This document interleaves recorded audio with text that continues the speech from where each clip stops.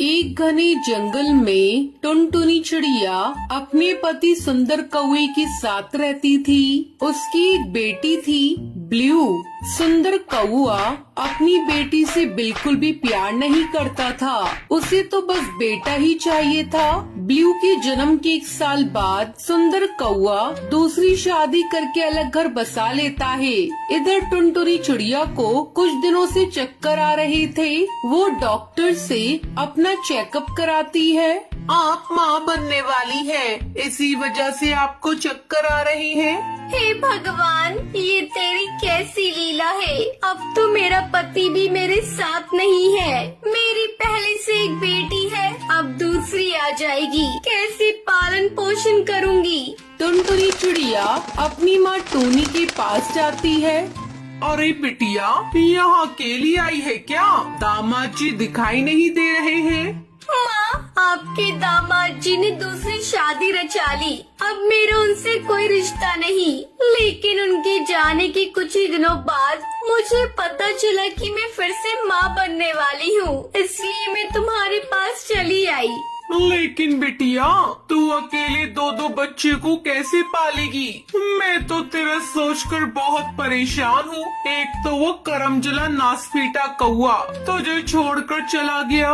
माँ, मैं तुम पर बोझ नहीं बनूंगी। मैं कोई काम धंधा ढूंढ लूंगी और अपने बच्चों को पाल लूंगी। ठीक है बिटिया, तू जैसा ठीक समझे। टुनटुनी पड़ोस के घरों में काम करने लगती है। एक दिन जब वो काम पर जाने को होती है, तभी उसके पेट में जोरों से दर्द होता है और टुनटुनी एक अंडा दे देती है। माँ, जब तक मैं काम से वापस आऊंगी तब तक तुम मेरे अंडे की देखभाल करना। मैं ब्लू को अपने साथ ले जा रही हूँ। चल ब्लू, वापस काम से लौटते समय मैं तेरा दाखिला स्कूल में करा दूंगी।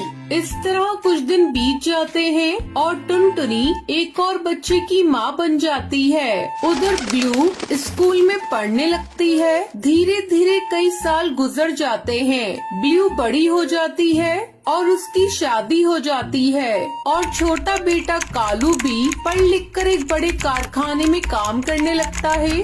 बेटा कालू, आज तक मैंने तेरी सारी ख्वाहिश पूरी की है, तो बस मेरी ख्वाहिश पूरी कर दे। बोलो माँ, मैं तुम्हारी हर इच्छा पूरी करूँगा।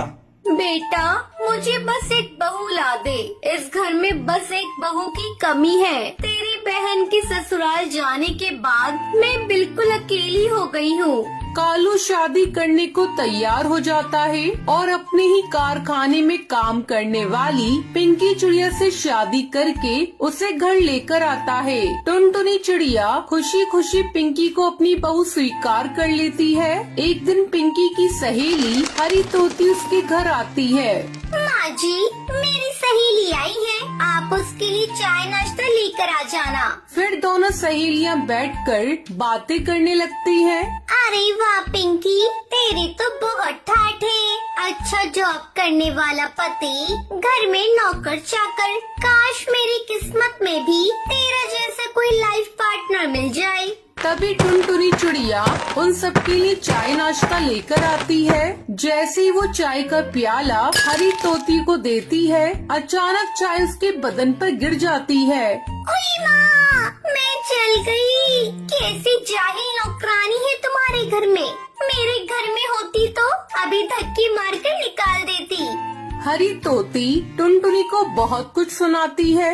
मैं नौकरानी नहीं हूँ, इस घर की मालकिन हूँ। बहू ने भी अपनी सहेली को कुछ नहीं कहा। टुनटुनी चिड़िया रोती हुई अंदर चली जाती है। रात जब कालू कौवा घर आता है, तब पिंकी चिड़िया उसके कान भरती है। अगले ही दिन कालू कौवा अपनी पत्नी को लेकर अलग रहने के लिए चला जाता है। अभी 2 ही दिन बीते थे कि अचानक कालू कौवे की तबीयत बिगड़ जाती है। पिंकी तुरंत उसे लेकर अस्पताल पहुंचती है। वहाँ उसे पता चलता है कि कालू कौवे का दिल धीरे धीरे काम करना बंद कर रहा है।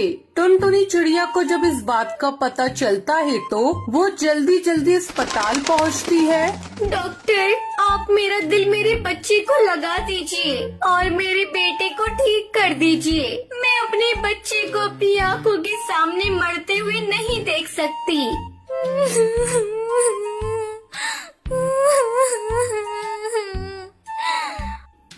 डॉक्टर के बहुत समझाने पर भी जब टुनटुनी चिड़िया नहीं मानती, तब डॉक्टर उसका दिल कालू कौवे को लगा देता है और इस तरह कालू ठीक हो जाता है। टुनटुनी चिड़िया के इस त्याग को देखकर पिंकी चिड़िया बहुत शर्मिंदा होती है और वो सारी हकीकत अपने पति कालू को बता देती है और दोनों अपनी माँ की कब्र पर जाकर माफी मांग